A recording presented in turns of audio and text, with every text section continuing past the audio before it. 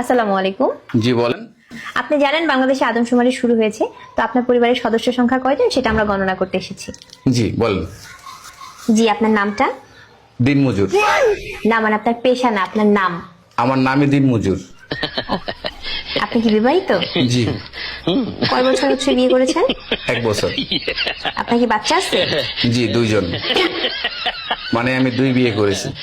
ও আচ্ছা। আপনার স্ত্রীর নাম? ছোটজন না বড়জন? বড়জন? কেয়ামত। কিয়ামত। আর ছোটজন? তুফান। ও তুফান। আপনার সন্তানের নাম? ছোটজন একটা না বড়জন একটা? কিয়ামত জনেরটা? ঝড়। ঝড়। আর তুফানেরটা? সিডর। সিডর। জি, আপনার মূল্যবান সময় দেওয়ার জন্য আপনাকে ধন্যবাদ। আর লাগবে না?